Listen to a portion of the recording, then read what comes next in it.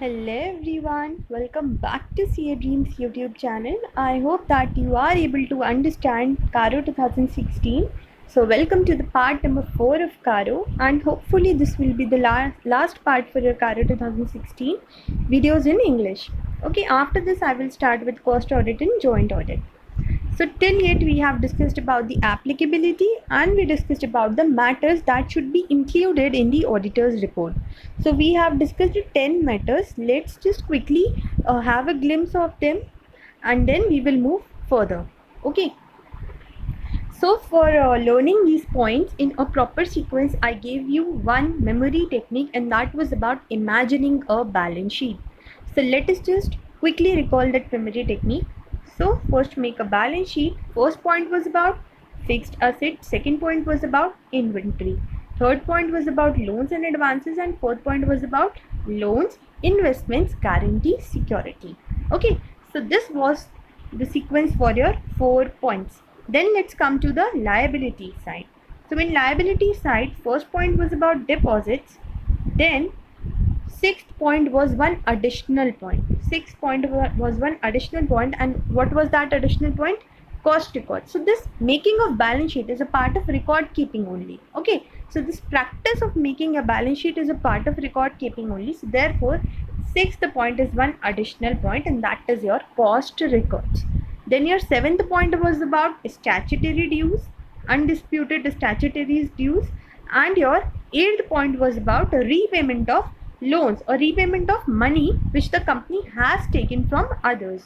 Okay, so in this way were your 8 points. Then your ninth point was about your equities and means your shareholders fund. Now you already know that a company raises funds through debt and equity instruments. Okay, so this was about money raised by the company. So this was a part of your equity, or you can say the shareholders fund. And your 10th point was one additional point that was about fraud. So basically 2 points were additional point and the rest 8 points were a part of our balance sheet only. Okay, so this is how you can use. You can also make your own memory technique if you are able to feel comfortable with it, but make sure that all the points are learned in a proper sequence. Okay, though it is not means I have not seen yet any question where they have asked you all the points to write in sequence. There are more chances that the questions will be for from each and every paragraph or from one or more paragraph. I say I will never ask you to quote all the 16 points of matters. They can make questions on separate points. Okay, so the chances are very very low, but still it is more preferable if you will learn all these points in a proper sequence. Okay, now till here was your memory technique for a balance sheet, and I hope that you are writing the memory techniques along with me. If you're following me, then you're writing memory techniques along with me on your book only. Okay, now for point number 11 to point number 16, I have one another memory technique.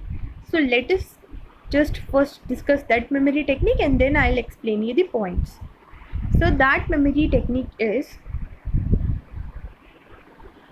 Nidhi had a company where the relatives were the managers. Nidhi, first point you should write, Nidhi had a company where the managers were her relatives. They gave her preference over non-cash transactions. Okay, what is your memory technique? Nidhi had a company where there were managers, where her relatives were the managers, who gave her preference over non-cash transactions. This is basically a line. Okay, so Nidhi had a company where her relatives were the managers who gave her preference over non-cash transactions. I hope that you have learned this line and you have also noted this line. So let us just start with the points. Now your 11th point is about remuneration. Now everyone works for a motive, for an intention. if you will not give remuneration to your employees, will they work? No. Okay, so this like this you can do that. Paisa, money is very very important, and therefore the first point means the 11th point means this is a second part. No, this is the second part of our memory technique, so that is why I'm telling it as first point. So this point is about managerial remuneration. So this is what we quoted as managers in our memory technique. Okay, so whether manager, now the auditor has to report in his audit report that whether managerial remuneration has been paid or provided in accordance with the requisite approvals mandated by the provisions of section number 197 read with schedule 5 to the Companies Act. If not, state the amount involved in steps taken by the company for securing refund of the same.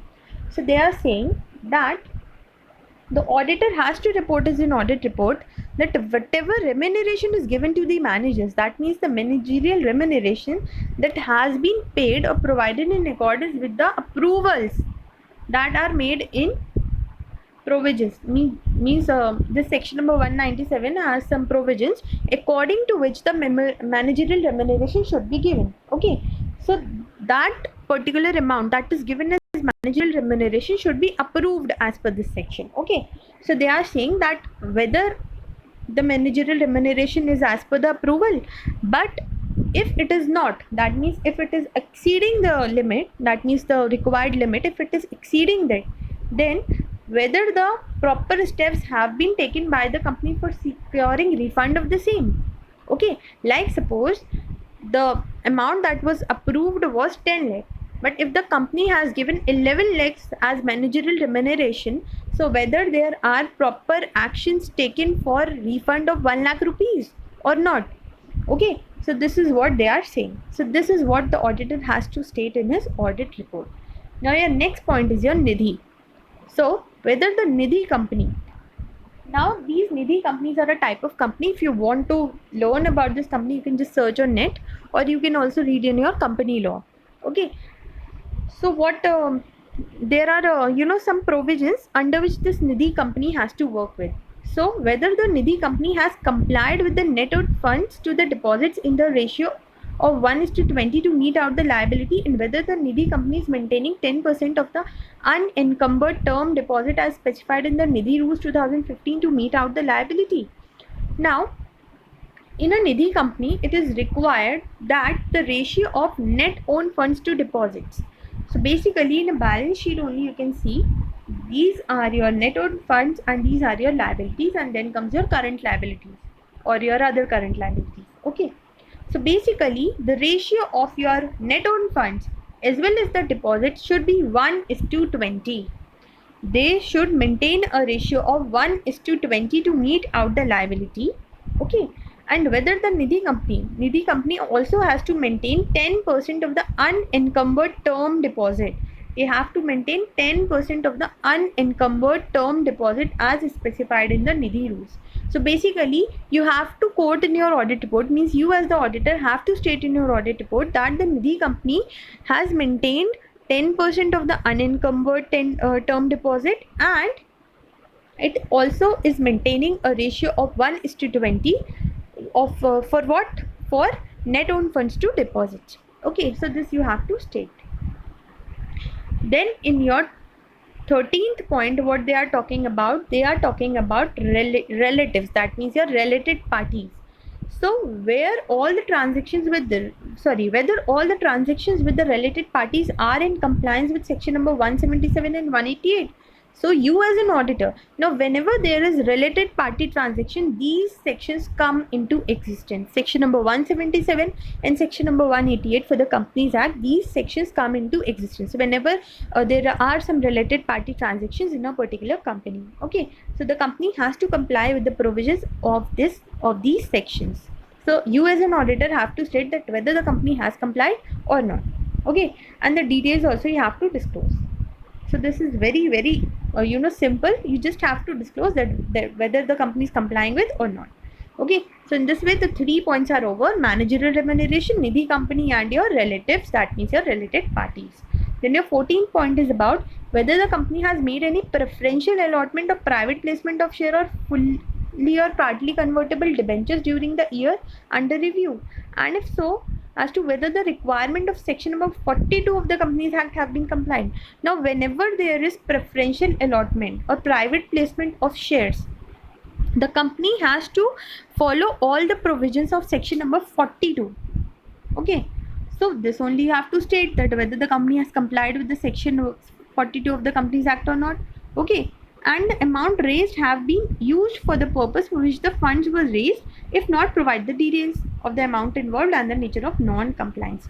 Now, whenever there is any private placement or whenever there is any preferential allotment, okay, so basically what is the company doing? The company is, raising fund. In this way, the company is raising fund, because what they are doing, they are allotting shares to the debentures. So in this way, they are taking money. They are taking money which they have already taken from the debentures. They are just taking that money. Okay, by issuing them shares, they are taking the money. Okay, so this is a method of raising funds only. Okay, so therefore you have studied this before also, that for whatever reason you are borrowing, in the deposit point we studied this point in the fifth matter. Okay, in the fifth point we have discussed this already.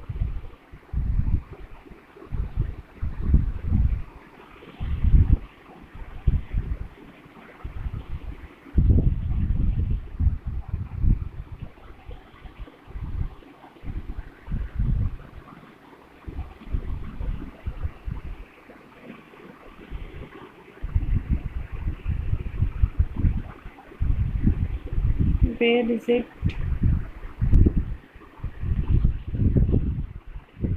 It is not fifth point, sorry, it is ninth point. I'm really sorry, it was not deposit, it was for money raised. Okay, in this point only I told you that for whatever reason the company is raising money, the money should be used for that particular purpose only. Similarly, here what we are doing, when we are doing any preferential allotment, we are just collecting money. Okay, so therefore for whichever reason you are collecting money, you should use the money for that particular purpose only. So this is what you have to state in your audit report, that for whichever reason the company has made private placement or shares of or preferential allotment, the company should use the money for that particular purpose only. Here also I give you one example, that your mother has given you to buy snacks for a guest, but you have bought chocolates instead of those snacks. Okay, so this is you are doing non-compliance. Okay, so you have to comply and you have to bring the snacks that your mother has told you to bring. So this was the example which I gave you here, so that you can remember this point. Okay, then your 15th point is about that whether the company has entered into a non-cash transactions with directors or persons connected with him, and if so, whether the provisions of section 192 of the Companies Act have been complied. Now, whenever there are any non-cash transactions with director or persons which are connected to the director, you have to comply with section number 192. So this only you have to state. Okay, and the last point is whether the company is required to be registered under section 45IA of RBI Act 1934, and if so, whether the registration has been obtained. Now, whichever company is required to be registered under 45IA of RBI Act should be registered. So if it has been registered, then has it obtained the registration? So this you have to state.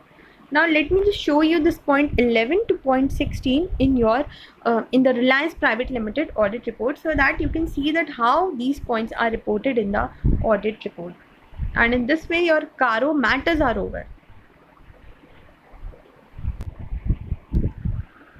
So see guys, in your 11th point, it was about your managerial remuneration. So this is how the auditors have stated that in our opinion, according to the information given to us, the company has paid or provided managerial remuneration in accordance with the requisite approvals mandated by section number 197, read with section 5 of Companies Act.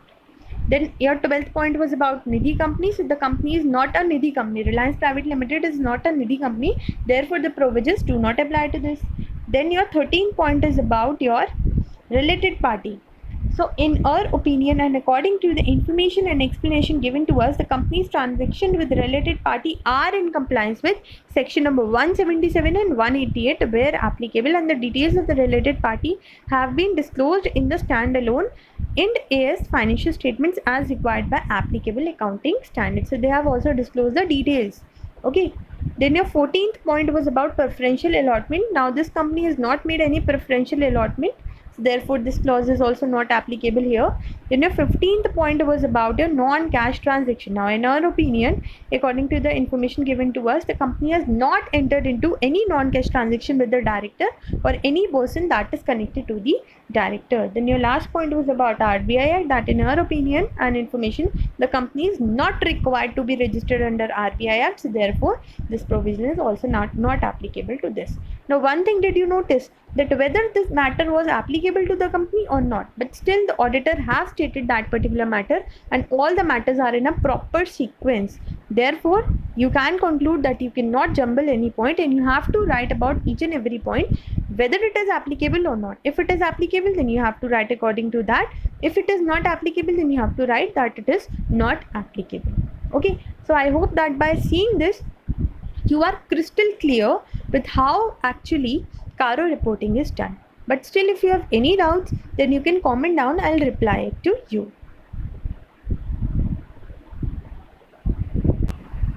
Now, this last paragraph is left. Now, what are they saying? Reasons to be stated for unfavorable or qualified answers. Now, I told you that in all the matters the line was starting, the points were starting from whether the company, and if not, state the amount. Okay, but as the rules are applicable, therefore the company should comply with the provisions that are applicable. But if it is not complying, that means there are qualified answers or there are unfavorable answers. Okay, so where the answer to any of the questions referred to, that means the answer of whether is no to any point.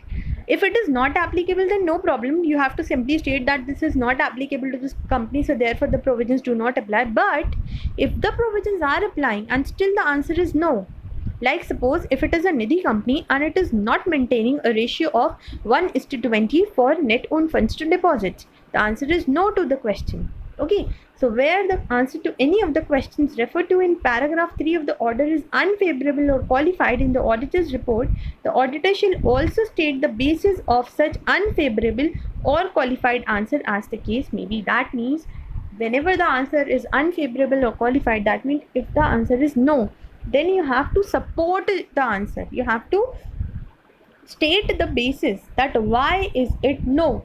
Why did the company not comply with so and so provision? You have to state it properly. Okay. Now further, where the auditor is unable to express any opinion or any specified matter, his report shall indicate such fact together with the reasons why it is not possible for him to give his opinion on the same. Now auditor has to give opinion on each and every matter, but if he does not have any basis for any opinion, if he is not able to give any opinion, then what he should do? If the auditor is not able to express any opinion on specified matter, his report shall indicate such facts together that why he is not able to give opinion. The matters are not sufficient, the information that is given to him is not sufficient. Why? What is the reason? Why is it not not able to support his opinion or support these unqualified answers? So you have to state that also, that why I am not able to say anything or comment anything, because I don't have enough resources for that. So that is why I am not able to state. So this is what you should do in case the answer to any of the question is negative, or if you have no answer for why is it negative. You simply have to state clearly in the auditor report. Okay.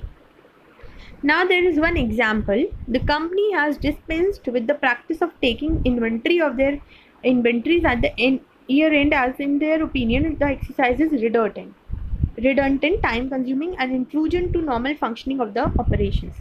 Now this company is acting very smart, and they are saying that we do not need to do the physical verification of the inventory, because the company thinks that this exercise is redundant and it is very very time consuming, and also it is interfering their normal functioning. So you have to explain the reporting requirement under CARO 2016. Now whenever you are seeing this word inventory, which point did you remember? You should remember the second point of the matters that are as per paragraph 3, that are to be stated as per paragraph 3 of CARO 2016. So, reporting for physical verification of inventory. Now, clause 2 of para 3 of CARO 2016 requires that the auditor should report that whether physical verification of inventory has been concluded at reasonable intervals or not. And if it is not, then, or if there is any material discrepancy, then whether it has been properly dealt with or not. Okay, so basically the physical verification is the responsibility of management, which should verify all material items at least once in a year and more often in appropriate cases. That means at least one, but if required, then more number of times also the physical verification of the inventory should be done by the management of the company. So it is the duty of the managers. Now in the given case, the above requirement of physical verification of inventory by management has not been taken place, and therefore the auditor should point out the same in this CARO report, and he may consider the impact on financial statement, and he should also report that they have not done this physical verification, and this is the impact this act can have on the financial statements of this company. So the auditor should state everything clearly, that what will be the impact of this particular non-compliance.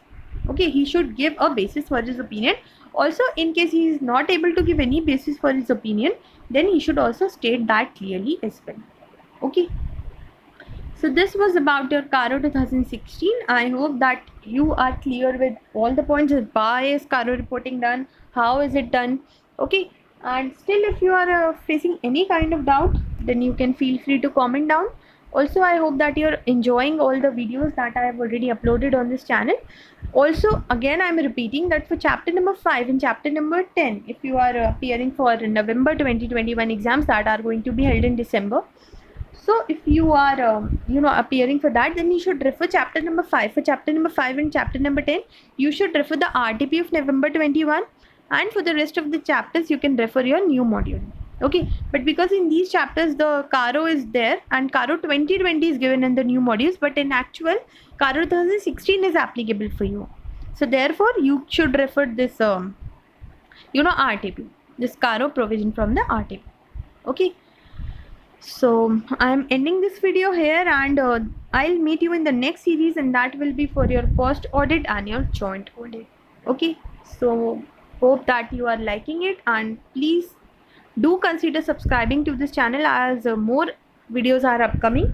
Also do press the like button and share my videos with your friends so that these videos can benefit everyone. Thank you so much.